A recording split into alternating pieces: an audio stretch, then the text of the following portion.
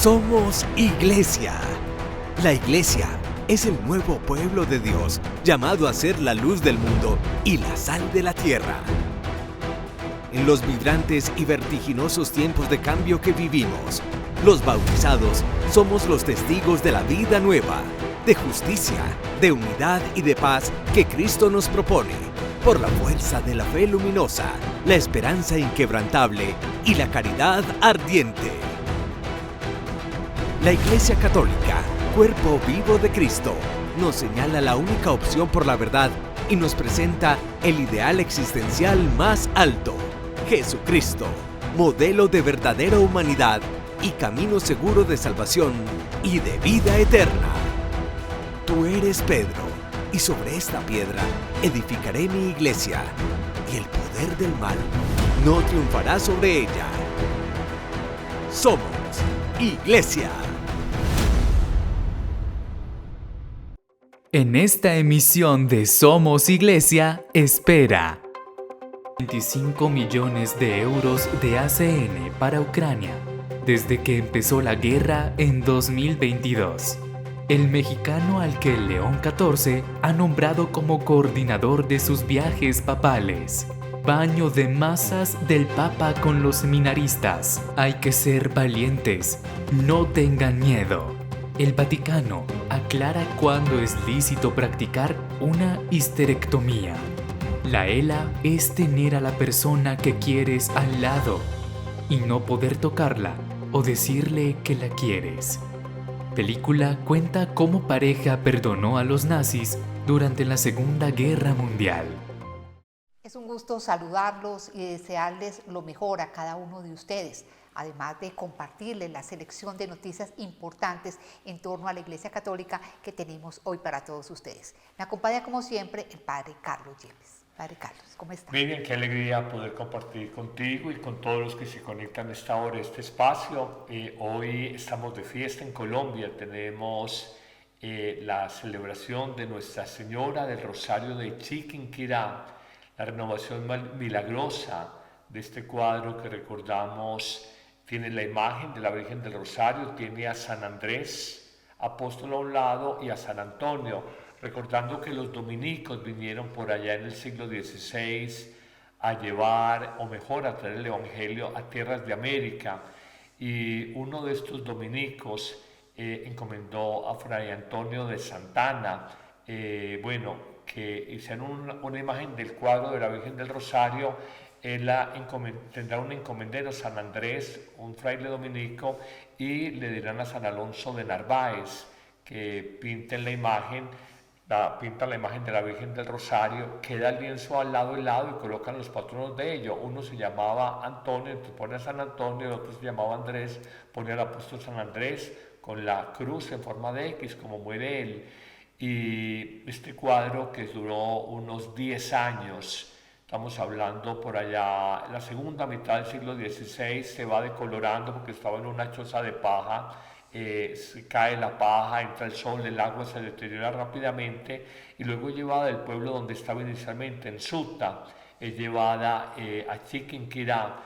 Y luego sabemos de una mujer, María Ramos, que tenía una gran devoción por este lienzo desteñido, porque sabía que allí había estado plasmado la imagen de la Virgen del Rosario.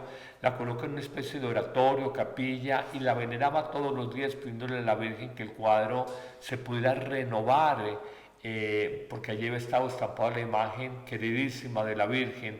Y pasaba una indígena de nombre Isabel con su pequeño hijo en un resplandor en el oratorio, y dicen: es la madre de Dios, la madre de Dios, dirá el niño y la indígena, y se renueva milagrosamente la imagen del Rosario. Y desde entonces, 1586, empezó toda esta historia maravillosa, muy simple, llena de recuerdos y de milagros y prodigios para todos los habitantes y vecinos de los pueblos de Chiquinquirá, en Boyacá, en el puro corazón de Colombia.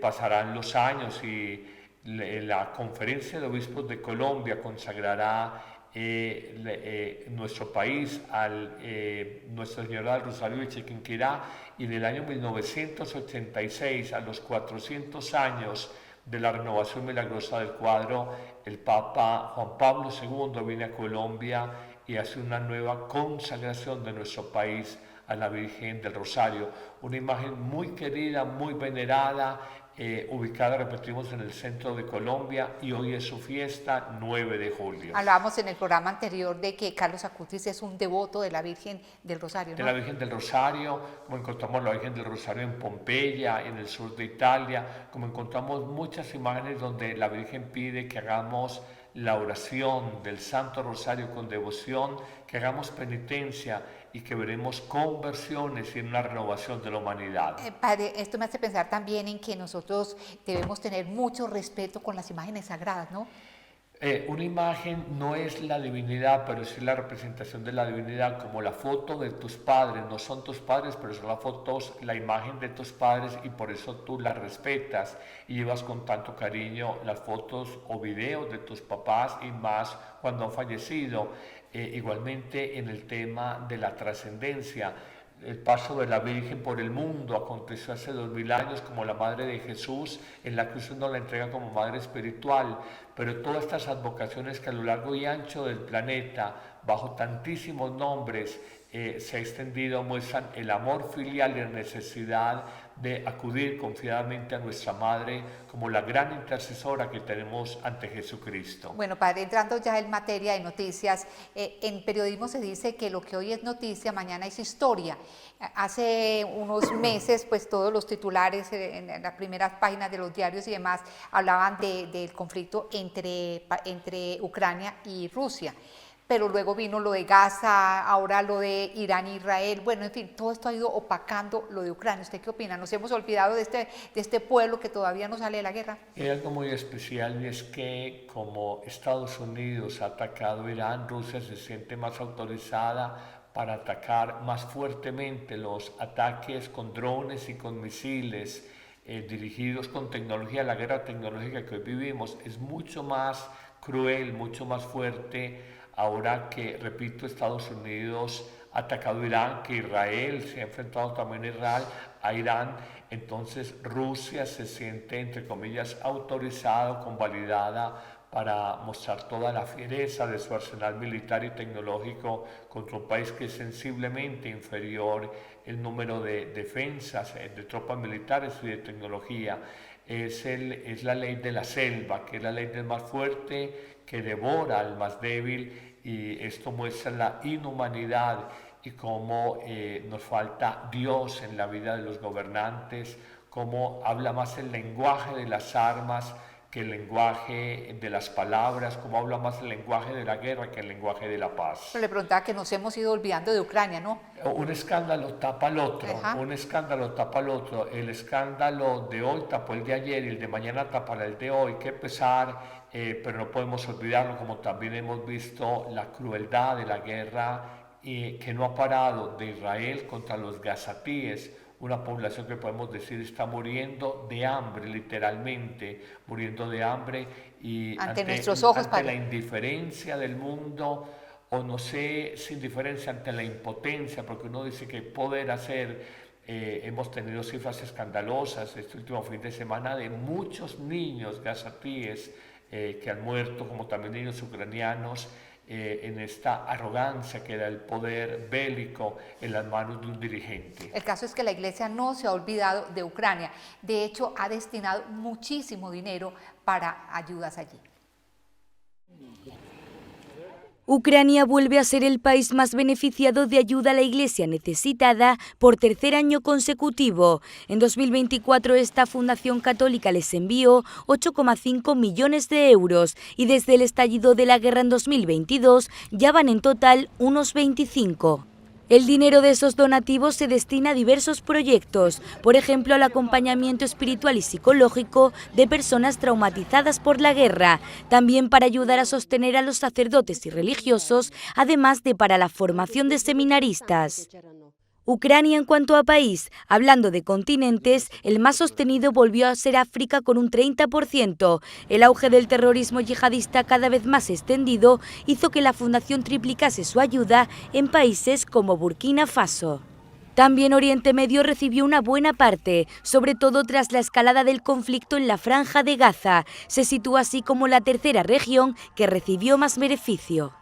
Durante todo el año pasado se recaudaron unos 140 millones de euros, una cantidad con la que se han financiado más de 5.000 proyectos en todo el mundo. Sí, padre, hay muchas personas que de pronto desconocen que la iglesia necesitada ayuda a más de 5.000 proyectos en 137 países del mundo. Es decir, la iglesia sí tiene cómo demostrar el destino que da a los dineros que recibe, ¿o no? El bien siempre será silencioso y Jesús nos proponía que tu mano derecha no sepa lo que hace tu mano izquierda. Hablar de 140 millones de euros, esto es más o menos cerca de 160 millones de dólares a pesos colombianos o a la moneda latinoamericana es bastante. Y mirar que todo está destinado sobre todo a países en guerra, en África, donde hay la persecución musulmana, en el Medio Oriente y ahora en Ucrania, que vive, digamos, este ataque ruso. Eso muestra simplemente la solidaridad, la cercanía y lo que es la caridad cristiana. Nadie la conoce, pero ayuda a la iglesia necesitada. Es uno de los organismos de solidaridad que hace parte de esa gran red de Cáritas Internacional, donde hay muchas organizaciones bajo el mismo paraguas, ayudando en situaciones de crisis, en situaciones de desastre humanitario, en situaciones de guerra. Esto lo hace la iglesia y muchas veces, repetimos, no es titular de prensa, pero son hechos que la historia en algún momento reconocerá. La iglesia siempre ha estado presente donde se abre una herida en el alma de una nación. La Fundación Ayuda a la Iglesia Necesitada está encomendada a la Virgen de Fátima. Padre Carlos, y entre sus objetivos tiene uno que me llamó particularmente la atención: consolar a las personas que son humilladas y pedir la conversión de los que humillan. De los que humillan, qué impresionante. Vine a saber ese dato en estos días y muestra eso. Somos humillados por la pobreza, somos humillados por la injusticia, somos humillados por la opresión, somos humillados por la guerra, somos humillados porque la vida nos ha dado oportunidad. Es una categoría casi que podría ser las bienaventuranzas, bienaventurados humillados, la versión positiva son los humildes. Y dice, y también orar por la conversión de aquellos que humillan desde una dictadura política, desde el poder económico, desde el poder de las armas.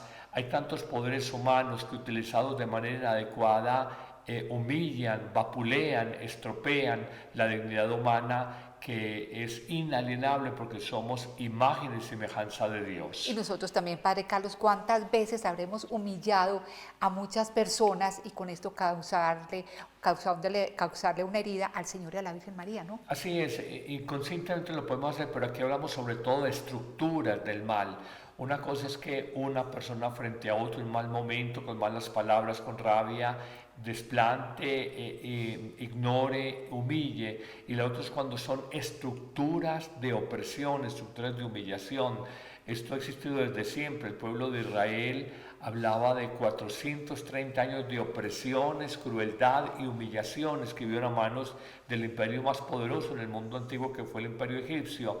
Pero eso no es solamente el faraón egipcio y los judíos, esto se ha reeditado cíclicamente, y ahora hay que decirlo, el pueblo de Israel se ha despertado una ola antisemita, antijudía, antisionista, porque no ven con buenos ojos sobre todo el tema de Gaza. Su derecho legítimo a defenderse siempre el mundo lo entenderá, pero esta desproporción en el uso de las armas, sobre todo con los gazatíes, una población inerme, pobre, indefensa, el mundo no se ha podido tragar, digamos, ese sapo, para decirlo de palabras muy coloquiales, y creo que toda injusticia y toda humillación clama la justicia de Dios. Así es, Padre Carlos. Bueno, pasando a otro plano de la información, les comentamos que aún el Papa León o el Vaticano no ha hecho oficial cuál será su primer viaje. Lo que sí es claro es que ya tiene una persona que va a coordinar todas sus salidas fuera del Vaticano. Hasta ahora siguen los rumores de cuál será el primer viaje de León XIV, y aunque aún no se ha confirmado el destino, lo que sí se sabe es quién lo organizará.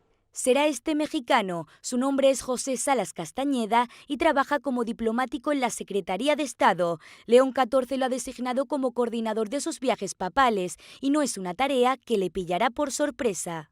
Ya participó en la organización de las 2 visitas de Francisco a Hungría, ya que en ese momento estaba prestando servicio en la nunciatura del país. Fue en 2021 cuando el Papa argentino viajó a Budapest para participar en el Congreso Eucarístico Internacional, también en abril de 2023 cuando hizo su visita apostólica a Hungría durante 3 días. El diplomático Salas recoge así el testigo del purpurado indio Kovacat, actual prefecto para el diálogo interreligioso. Fue el encargado de organizar las visitas papales de Francisco, quien además lo elevó al cardenalato. Las reacciones de este nombramiento en México han sido de júbilo. La Conferencia de Obispos del país ha emitido un comunicado. En él señalan que esta elección representa un honor excepcional para la Iglesia en México y constituye un signo elocuente de la confianza que el Santo Padre deposita en nuestro país y en la capacidad pastoral de nuestros hermanos.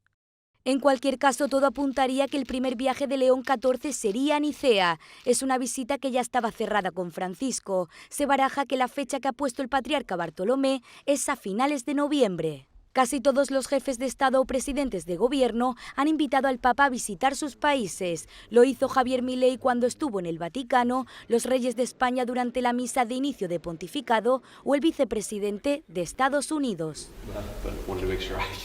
En un programa anterior hablamos precisamente sobre lo que representa una salida del Papa fuera del Vaticano, pero tremenda responsabilidad la que tiene este mexicano, ¿no, padre? Y me llama la atención el secretario privado, un peruano, no buscó un connacional o norteamericano, no buscó un europeo, llevando él ya un par de años antes de ser Papa en el dicasterio para los obispos en el mundo. Y ahora no solamente nombró un peruano como secretario privado, sino el responsable, que es una persona muy cercana, que le va a informar todo sobre los países donde llegan, los protocolos, la información del momento histórico, político, eclesiológico que está viviendo un país. Todo va a ser coordinado a través de este responsable de logística y demás, y recae sobre otro latinoamericano. Eso muestra que el Papa León siente una profunda afinidad o sintonía con la idiosincrasia latinoamericana, pudiendo rodearse, porque estos son los más cercanos, los más de confianza, lo está haciendo con latinoamericanos y no tradicionalmente como se ha hecho a veces con europeos, o como uno podría pensar siendo el norteamericano que lo hubiera hecho con un estadounidense. Tengo una curiosidad, padre, cuando el Papa da esos discursos, sobre todo fuera del Vaticano, los escribe él o hay alguien que se los redacta? Con toda seguridad que tiene un equipo de teólogos, pastoralistas, que le ayudan en la elaboración, pero sin lugar a dudas él da la última palabra, él corrige términos de un discurso, coloca acentos, quiere reflejar un mensaje central, por ejemplo, de reconciliación o de paz, según la visita del país donde se encuentre, o fortalecer la fe, confirmar en la fe de un país. Sería imposible humana y fácticamente que el Santo Padre pudiera hacer todos sus discursos, pero ciertamente con seguridad que les pasan borradores y él sobre esos borradores hará correcciones finales que luego son leídas al mundo entero como mensajes y casi como un magisterio pontificio. Bueno, entonces lo que es claro es que hay mucha investigación detrás de un viaje apostólico, de un viaje papal. Quería preguntarle si usted de pronto leyó el informe que sacó en estos días el periódico El Colombiano de la ciudad de Medellín, donde hablaba de que la religión que más crece en el mundo es el protestantismo. ¿Usted qué opina con 2.300 millones de personas? A ver, la iglesia protestante crece y no crece porque hay también un gran grupo de cristianos no católicos que han vuelto a la iglesia evangélica. La semana pasada hablaba con un matrimonio que militó en la fe cristiana protestante y por la Eucaristía se ha acercado nuevamente a la fe católica. Y lo segundo, no se puede hablar de una religión universal protestante porque está tan atomizada, está tan dividida, está tan fragmentada, que aunque tengan asociaciones nacionales o continentales de pastores, no alcanzan a aglutinar y a ser representativas, digamos, de esa miles de pequeños de grupúsculos de iglesias protestantes. Tenemos que hablar de las grandes religiones, que en el fondo son la religión, sin lugar a dudas, cristiana. Somos más de 2.000 millones. Más que los musulmanes, ¿no? Sí, más que los musulmanes. La religión musulmana, recordemos que nació en el siglo VI, es muy militante, muy definida, pero no va más allá de los 1.600 millones de miembros, siendo muy militantes y muy convencidos. Pero el cristianismo de lejos, con más de 2.000 millones de cristianos, de los cuales 1.400 millones son católicos, sigue siendo la religión predominante en el mundo, sobre todo en los países de economías más desarrolladas, de potencias políticas, de potencias ideológicas. Alguien podría decir, bueno, la China, que es un país de 1.400 millones de habitantes, la China por ideario comunista está vedada la religión, y sabemos que los vestigios que hay de cristianismo tienen que hacerlo de manera muy anónima, clandestina, para poder sobrevivir. Pero como religiones oficiales, indiscutiblemente el cristianismo sigue siendo muy importante. Y la prueba, lo compartíamos también en otro programa, es que el mundo y la prensa internacional mandó 5.000 periodistas a cubrir la elección de un nuevo papa. En el fondo es porque le reconocen un liderazgo espiritual y un liderazgo moral, y a un político, a un líder religioso. Y de hecho muchos presidentes van allá, voy a decirlo de manera muy coloquial, a tomarse la foto con el Papa, a estrechar las manos con él, pero en el fondo también a autolegitimarse en su gobierno, en su periodo de presidencial. Cuando me refería a la religión de los musulmanes, obviamente estoy hablando del islamismo, ¿no? Del islamismo. Bueno, padre Carlos, pero también hay otro dato muy interesante que pasó el colombiano, y es que hay 1.900 millones de gnósticos, ateos o personas sin filiación religiosa. También me aparto un poquito de esto, porque es que la prensa nuestra, a veces los veo en la manera en que cubren, que son un poquito superficiales. Eso recogen, a veces miran Wikipedia, entonces ya es la fuente, y en los gnósticos hay tantas variantes. Hay muchos gnósticos que se dicen creyentes, entonces nosotros no podemos meter al mismo costal al que es un ateo radical, incapaz de reconocer ningún sentido trascendente o de un trascendente en sus vidas, y lo que son, por ejemplo, que tú planteas, los gnósticos. Ciertamente podríamos hablar más de un indiferentismo religioso, podríamos hablar más de una apatía religiosa que de una forma religiosa contraria a la fe católica, contraria a la fe cristiana, o contraria a la fe musulmana, a las religiones abrahámicas o monoteístas en su orden de aparición. El judaísmo hace 4.000 años, el cristianismo hace 2.000 años y el islamismo hace 1.400 años. Simplemente hay un indiferentismo, pero no necesariamente es negación de la religión o negación de la existencia de una realidad que nos trasciende y que de alguna manera gobierna, dándonos libertad, gobierna la vida y gobierna el universo. El caso es que uno, pensando en 1.900 millones de personas que no creen en Dios, que son indiferentes ante Dios, que no tienen ninguna afiliación religiosa, uno piensa, qué bueno llegar hasta ellos, y como lo decía el Señor, la mies es mucha y los obreros son pocos. Por eso nosotros queremos comentar o participarles a ustedes del encuentro que tuvo el Papa León con un grupo de seminaristas muy entusiasmados en días pasados. Esta fue la reacción de seminaristas, sacerdotes y obispos al ver al Papa, un aplauso cerrado de varios minutos. Y gritos al unísono de Papa Leone.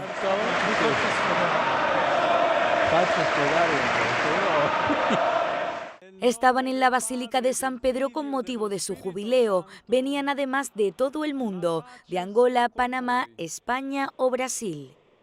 Dirigiéndose a los seminaristas, León XIV les agradeció haberse aventurado en la vocación sacerdotal en tiempos difíciles. El Papa dejó por un momento el texto de la meditación de lado para lanzarles un mensaje en español.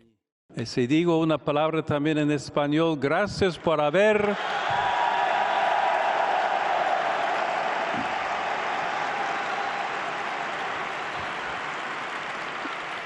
Gracias por haber aceptado con valentía la invitación del Señor a seguir, a ser discípulo, a entrar en el seminario.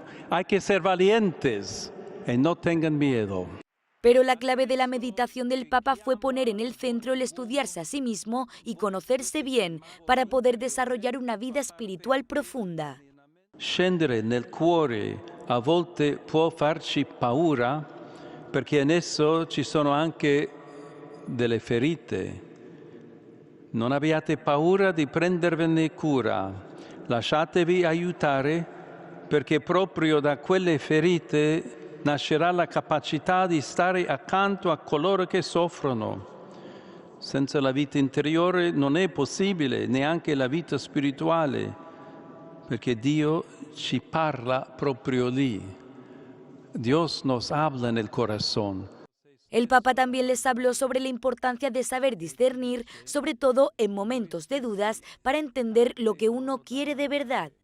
Padre, qué emocionante ver a todos estos próximos sacerdotes, todos esos jóvenes que están pidiendo pistas para iniciar una labor pastoral en ese encuentro con el Santo Padre. Y me preguntaba, cuando usted estaba joven como ellos, ¿cuáles eran sus sueños, cuáles eran sus ideales? Hay una frase bellísima de San Juan Bosco que ha sido un lema en mi vida: dadme almas y quédate con lo demás. La vida nos va pasando y con el paso de los años más se acentúa este tema: dadme almas y quédate con lo demás. El Señor nos puso aquí fue a llevar almas a Dios, a llevar a ser discípulos de Jesús, diciendo en términos un poco más profanos. Y me alegra muchísimo porque he visto el Papa en los pocos encuentros que ha tenido con jóvenes o con seminaristas una profunda sensibilidad en el tema vocacional y en el tema de exhortar a los jóvenes a que redescubran el sentido de la vida, porque hoy lo tenemos que decir, las redes sociales no solamente robaron el tiempo de jóvenes y adultos, sino que secuestraron, permítanme la expresión que es un poco dura, secuestraron la mentalidad de los jóvenes. Entonces ellos no entienden como otra realidad, y darles un sentido, mostrarles otras opciones de vida, un proyecto de vida trascendente, un proyecto de vida de servicio, un proyecto de vida de donación, un proyecto de vida en la alegría, un proyecto de vida en el amor. No solamente el consumir, el tener, el jugar videojuegos o juegos en línea, esa no es la meta última de la vida, porque se cae en un hedonismo, en un nihilismo. La vida es nada en un sentido de la existencia. Muy bonito por el Papa León, y en su sencillez, en su, digamos, serenidad, mostrar cómo ese acercamiento a los jóvenes y a los seminaristas, fomentando la vocación. Padre Carlos, ¿y qué opina entonces cuando se encuentra de pronto con jóvenes a quienes no les interesa para nada, por ejemplo, una vida de seguimiento al Señor radical en el sacerdocio, ni quieren servir a la casa de Dios? Yo pienso que hoy hay un despertar, Miriam, tal vez me aparto un poquito de tu opinión, y pienso que hoy, lo hemos vivido aquí en los encuentros en Montemaría, personas que me dicen: padre, yo no conocí esta experiencia de Dios, yo no sabía que esto existía, el amor de Dios, me he sentido amado por el Señor profundamente. Tal vez no lo proponemos con la suficiente firmeza, y el mundo, digamos, nos gana en astucias y nos gana en presentación del mal evangelio del mundo, el mal llamado evangelio del mundo. La vida es hacer dinero, la vida es pasarlo rico, la vida es tener el gusto de la carne a tope, y al final la gente experimenta un sentido, un cansancio. Aquí encontramos muchos jóvenes que nos vienen en los retiros, donde están lógicamente combinados con altura, con adultos, y pueden ser entre comillas una minoría, pero vienen con una búsqueda muy sincera de Dios, de un hambre de eternidad. Entonces yo creo que el ser humano siempre será un eterno buscador de la verdad, y en esa búsqueda de la verdad siempre seremos buscadores de lo que es importante, de lo que es esencial. Creo que frente a un periodo que ya llevamos largo de materialismo, de hedonismo, de relativismo de las verdades, hoy surgen con mucha fuerza, he visto con mucha fuerza corrientes filosóficas estoicas. Tal vez no esté de acuerdo con todas ellas, pero en el fondo es una contrarreacción a un mundo de facilismo, un mundo de frivolidad, donde el joven dice, me cansé de esta vida, esto no puede ser. Bueno, pasando a otra información, ya de pronto nos alejamos un poquitico de lo religioso, y es mirar la histerectomía, este procedimiento quirúrgico por el que pasan muchas mujeres, si es lícito o no. La Congregación para la Doctrina de la Fe completa la respuesta que ya ofreciera en 1993 sobre los casos en los que es lícito practicar una histerectomía. En general se considera lícito cuando no supone una esterilización deliberada. En esta ocasión responde a la pregunta de si es lícita una histerectomía en el caso de que el útero esté tan dañado que un embarazo solo conduzca a un aborto espontáneo, sin viabilidad posible para el feto. El Vaticano asegura que en este caso sí es lícito quitar el órgano.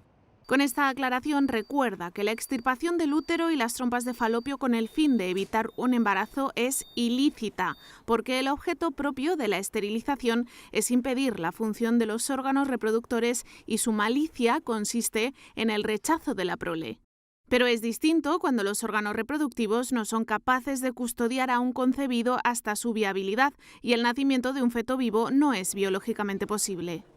Esta nueva disposición de la Congregación para la Doctrina de la Fe se añade a las ya indicadas en el documento de 1993 titulado Respuestas a las preguntas presentadas sobre el aislamiento uterino y otras cuestiones. Bueno, esto, como decía el informe, la histerectomía depende de la intención, ¿o no, padre? De por qué razones llega la mujer a este procedimiento. Tal cual, Jesús nos decía algo muy lindo, no comete adulterio el que realiza el acto material del adulterio, sino el que lo tiene concebido en su corazón. En la fe cristiana es definitiva la intencionalidad del corazón. Y hay muchas motivaciones cuando hay un peligro real para la vida de la madre, cuando ella sabe que puede dejar otros hijos huérfanos, cuando sabe que no está en la potencialidad de traer un hijo en las condiciones de dignidad. Entonces los moralistas dicen no hay que mirar solamente la norma moral, que es universal y general, sino que hay que mirar el caso moral, que es la norma, aterrizarla al caso puntual. Eso es lo propio de un buen director espiritual, de un buen confesor, de un buen moralista. Aquí siempre uno puede cometer una injusticia cuando generaliza. Nos toca mirar como cada caso y entrar allí a mirar, y siempre, como decía Agustín, en lo esencial busquemos la unidad. En lo accidental tengamos libertad, pero en todo caridad, en todo caridad. O sea, esto también, digamos, cobijaría a la cirugía plástica, las personas que lleguen de pronto a un procedimiento para muchos estético, para muchos de pronto superficial, pero simplemente con el motivo de ganar más autoestima, de poderse relacionar mejor a otras personas porque es un ser muy acomplejado. También, digamos, ¿hablaríamos de esto, no? Hay tantos niveles en la cirugía estética y la cirugía estética reconstructiva. Tuviste un accidente, quedaste muy desfigurado, es apenas natural que busques una cirugía estética. Hay la cirugía estética, tú dices, una baja autoestima, la gordura me hace sentir muy mal. Se me dañó el matrimonio. Me va a bajar un poquito, unos kilitos de más. Y en la cirugía estética, simplemente por las modas culturales, aumento de senos, aumento de caderas, rinoplastia en la nariz. Hay también el tema de la vanidad. Yo creo que es mirar lo que se llama la gradualidad y la intencionalidad que se tenga. Por un tema de reconstrucción es completamente ético, por un tema, digamos, de autoestima, porque es una persona manifiestamente obesa o manifiestamente disforme, no armónica en su rostro, en su cuerpo, es perfectamente posible y entendible la cirugía estética. Creo que también se abusa de las cirugías estéticas y creo que también muchas personas, no solamente mujeres, sino también muchos hombres, por la vanidad y por una superficialidad que busca la aceptación ante los demás para obtener la aceptación propia, y ese es un camino equivocado. Primero nos tenemos que aceptar y asumir como nosotros mismos. Hemos tenido aquí en los retiros en Montemaría personas con serias malformaciones físicas, pero de una alegría, de una personalidad, de un espíritu de superación único. Y uno dice, nos dan ejemplo aquellos que entre comillas estamos en la media o en la normalidad estética que el mundo dice que es aceptable. Entonces esto hay que cogerlo como con bisturí y decir dónde nos debemos de ubicar. Para eso la valoración ética. Siempre me he preguntado, una persona, yo misma, si me hago una operación simplemente estética para verme bien, para sentirme bien, ¿en qué pecado caigo yo? ¿En qué pecado? Si miro los mandamientos. La vanidad. Pero la vanidad en qué... La vanidad es orgullo. Exacto, pero estaría en qué pecado de los 10 mandamientos. En los pecados capitales, la vanidad es expresión del orgullo. El orgullo es el amor desordenado a la propia excelencia. Jesús nos invita a ser mansos y humildes de corazón. Jesús cuestiona y condena el orgulloso fariseo que oró en el templo diciendo, gracias Señor porque no soy como los demás. Nuestro mundo y nuestra cultura nos ha hecho vanidosos, y la vanidad en el fondo es una expresión estética del orgullo, donde el ser humano no acepta límites a sí mismo. El primer mandamiento es amar a Dios sobre todas las cosas. Cuando tú me hablas de mandamientos, el orgullo es amarse a sí mismo por encima de todas las cosas, y la vanidad es expresión de ese amor a sí mismo por encima de todas las cosas y de todas las personas. Bueno, para lo que no hay tratamiento, para lo que no hay realmente una, digamos, una respuesta médica, es para una terrible enfermedad, el ELA, que traduce, padre, esclerosis lateral amiotrófica. Veamos esta nota. Olga Allende y Jorge Murillo son dos pacientes con ELA, esclerosis lateral amiotrófica. Según la Organización Mundial de la Salud, esta enfermedad es la más cruel que puede sufrir el ser humano. Tener ELA es tener a la persona que quieres a 1 milímetro de ti y no poder tocarla, besarla o decirle un te quiero. Dejas de hablar, tragar, moverte o respirar de forma autónoma, mientras que tu mente se mantiene totalmente consciente. Terminas siendo prisionero de tu propio cuerpo. Sin embargo, la manera de afrontarla depende de cada paciente. Yo creo que si estamos aquí es por algo. Y no es cuestión de ejemplos ni de no ejemplos, es cuestión de que a lo mejor el hecho de que, aunque no esté viniéndome una vida como yo me la había pensado, ¿no? A lo mejor el que yo tenga esta enfermedad y el que yo esté aquí, pues es para que otros que yo tengo alrededor pues vean determinadas cosas o a lo mejor aprendan a ver la vida de otra manera. Querer vivir no significa tener todas las posibilidades para hacerlo. Los pacientes con ELA, cuya enfermedad no tiene cura, necesitan cuidados las 24 horas en casa, sobre todo en la fase más avanzada. El gasto medio mensual es de 6.000 euros. Al no poder pagar los cuidados, son los familiares los que se tienen que encargar de los pacientes, algo que solo un pequeño porcentaje puede permitirse. En muchas ocasiones, la pareja se dedica en cuerpo y alma del completo cuidado del afectado, sacrificando su futuro laboral e incluso su salud, porque son 24 horas de plena dedicación. A esto hay que añadir que deja de entrar el salario del familiar a cargo, por lo que tienen que apañarse con la pensión del enfermo, si es que la tiene. La ELA, en la gran mayoría de las ocasiones, destroza familias enteras. Para muchos de ellos, a pesar de la dureza de la enfermedad, la vida cerca de sus seres queridos compensa la situación que atraviesan. Esto no quiere decir que no reclamen unas condiciones dignas para vivir. Para mí, es que solamente por una sonrisa de mi marido, por un te quiero de mi madre, por yo qué sé, por cualquier palabra o por cualquier gesto de cualquiera, de mi ahijada, de mi hermano, de los míos, pues a mí ya me compensa todo.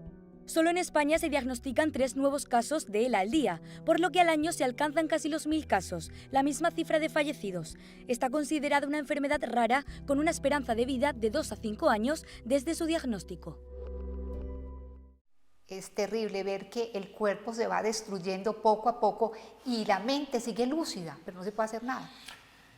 Tuve un compañero de colegio con ELA, murió, padre de familia.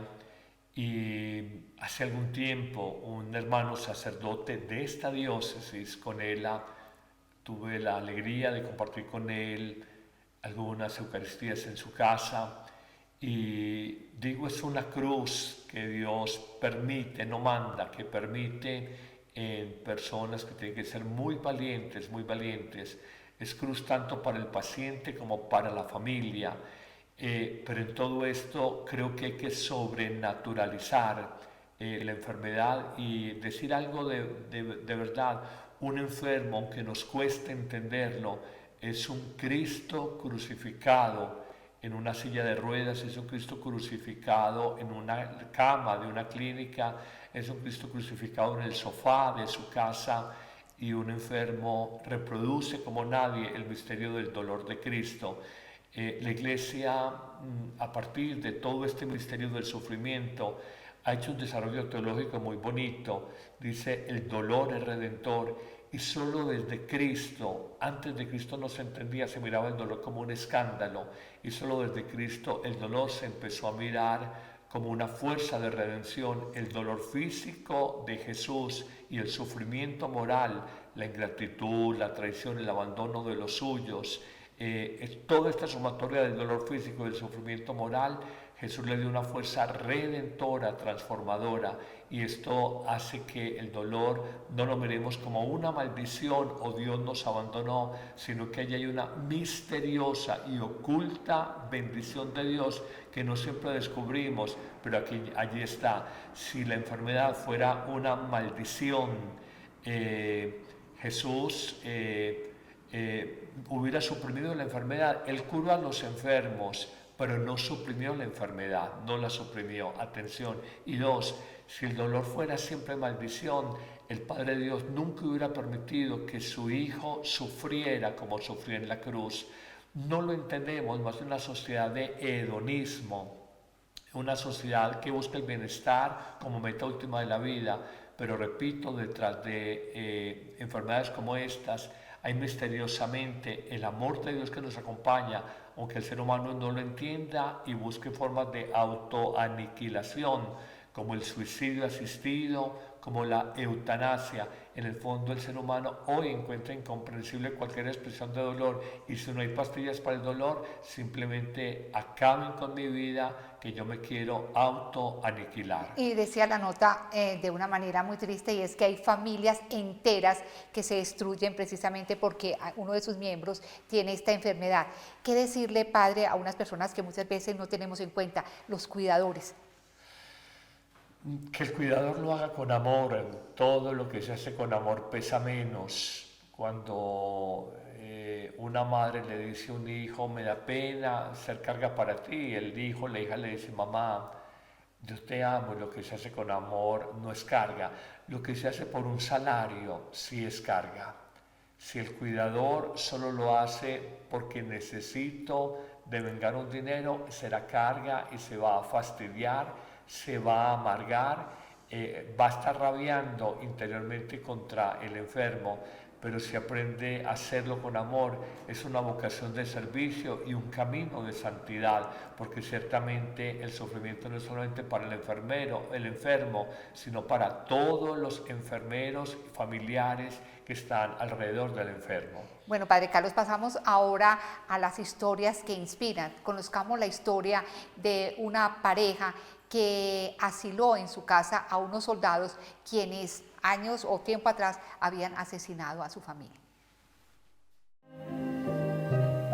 Sabina es la historia de una pareja de Rumanía que descubrió el perdón y el cristianismo en medio de una tragedia personal durante la Segunda Guerra Mundial. Con la llegada de los comunistas, los nazis empiezan a escapar de Rumanía después de haber torturado a la población. Nos esperan la ayuda de Sabina y Richard Wurmbrand, cuya familia había sido asesinada por los nazis. The Russians come into our house all the time. You can't stay there.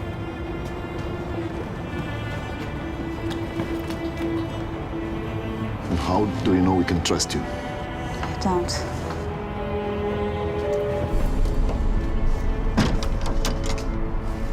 You know it's a death sentence if you shot at a German soldier. I know. Los soldados nazis no entienden por qué Sabina les ayuda. I will protect you from the Russians. I can't protect you from the wrath of God. Es muy impactante aprender eso de amar a tus enemigos, algo tan opuesto a la intuición de la raza humana. Pero Richard y Sabina habían alcanzado el nivel más alto de la vida cristiana y eran literalmente capaces de derramar el amor de Cristo incluso sobre sus peores enemigos. A lo largo de la película, Sabina cuenta su historia. No siempre fue cristiana. Primero se convirtió su marido tras pasar una temporada aislado en la montaña recuperándose de tuberculosis. Sabina siguió sus pasos y se comprometieron a servir a Cristo a cualquier precio. La línea de la película es que el corazón del Evangelio es el perdón. Es algo fácil de entender, pero difícil de practicar. La película nos da un par de ejemplos de lo que estamos llamados a hacer, porque también nosotros hemos sido perdonados. Cuando Sabina y Richard reconocen que Cristo les ha perdonado, pueden perdonar a otros, y Cristo puede perdonar a otros también si se lo piden. Años después, los protagonistas de esta historia fundaron la organización The Voice of Martyrs, la voz de los mártires, que apoya a cristianos necesitados en todo el mundo. La voz de los mártires fue fundada por Richard y Sabina Burbrand, y cuando los conocemos y vemos su historia, tiene mucho sentido que cuando se exiliaron y llegaron a Estados Unidos, fundaran un ministerio para recordar a otros que estaban en una situación parecida a la que ellos habían atravesado. 50 años después de su fundación, el legado de Sabina y Richard sigue vivo. Hoy, la voz de los mártires trabaja en unos 63 países. Un sueño hecho realidad que comenzó en medio de la tragedia, en una Rumanía azotada por la guerra. Alcanzaron el nivel más alto de la vida cristiana. Ay, niña, ve uno esta película, hay que verla, pues por lo menos aquí vemos un adelanto de Sabina. Me quedo pensando en varias palabras. El perdón es más fácil decirlo que practicarlo. El amor a los enemigos es la expresión tal vez más alta del amor cristiano, que no es fácil de hacerlo. Y cuando le dice también el alemán, el soldado alemán le pregunta ¿por qué nos protege? Los voy a proteger de los rusos, pero no los puedo proteger de la ira de Dios. Es muy impresionante, pero es verdad, Jesús, recordando el texto evangélico, si aman a los que los aman, ¿qué mérito pueden tener? También los paganos, los gentiles, los no creyentes hacen lo mismo. Entonces dice, no, dice Jesús de manera tajante, amen a sus enemigos, oren por quienes los persiguen, solo así serán hijos de Dios que hace salir el sol sobre buenos y malos y hace caer la lluvia sobre justos e injustos. Cuando piensa uno en esto, está reflexionando sobre el evangelio más alto. Solo se puede ser hijo de Dios cuando se alcanza ese nivel espiritual de amar a los que te han hecho daño. Sí, eran capaces de derramar el amor de Cristo aún en sus propios enemigos, decía la nota. Bueno, Padre Carlos, muchísimas gracias por el programa.